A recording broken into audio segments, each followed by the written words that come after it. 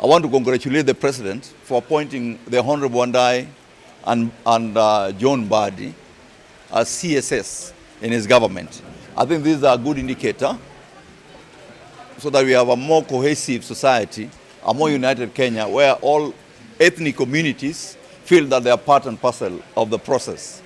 I personally, as the MP for Game, I'll be at the forefront to ensure that when the names of Wandai and Mbadi are presented in Parliament, I'll ensure that the approval is done expeditiously so that they can now concentrate and perform that task that the Republic of Kenya has bestowed upon them. It's a prerogative of the head of state to appoint CSS. But having said that, the dockets that ODM members have been given are critical dockets. They are critical dockets that, if they use well, will change lives in communities. Mbadi CS Treasury is in charge of disbursement of money to counties. ODM has been at the forefront for devolution. So it's up to him to live to the promise and manifesto of our party to ensure that money is disbursed and that we can be able to re-strengthen the shilling because it's going down. Initially it was picking up, but it's going down. And I think Wandai's job is well cut.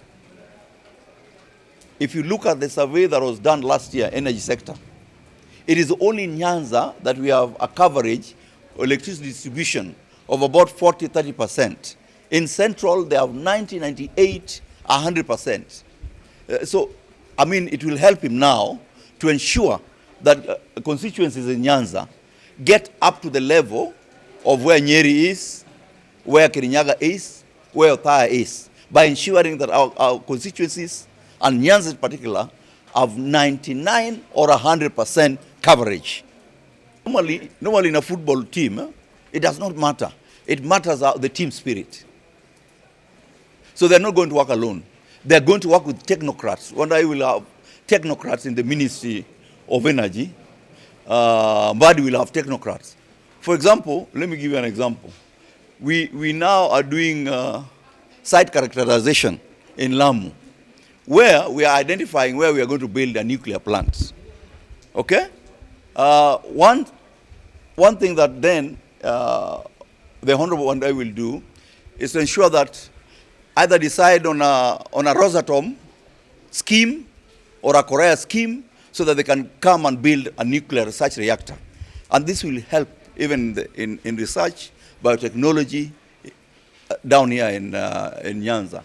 But more importantly, for a long time, we normally have a growth of 500 megawatts every 5 years.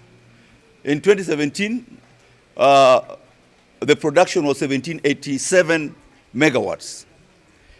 In 2022, not the production, the consumption was 1787.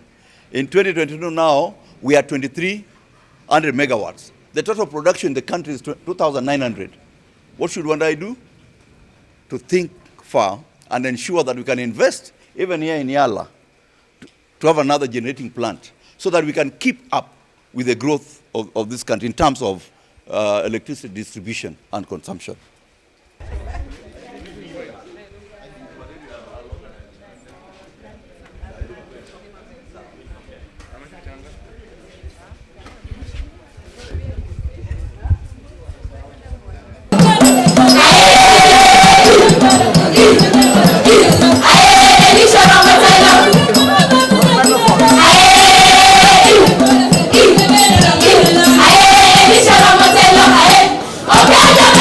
Okay,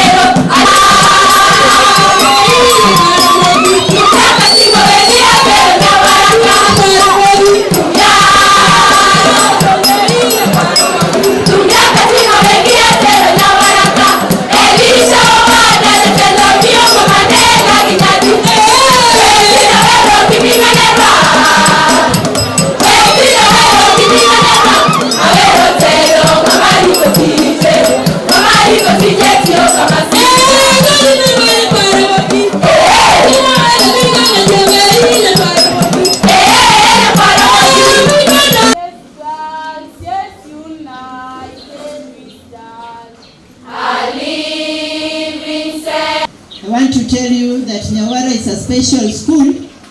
It is the school of choice. Behind here, a big piece, another one down there, including that. We have built that Chief Principal Madam Obuda Tuition Academic Complex. So on that, I think if it is Nyawara, I came on your behalf, Wasonga Dome, and even before that, I bought the piece of land that was there. We have managed also to build this place for our prayers and all the 7. So when you look at that record, I think we have been moving with the union school meal, and we have tried, and last year we broke the record.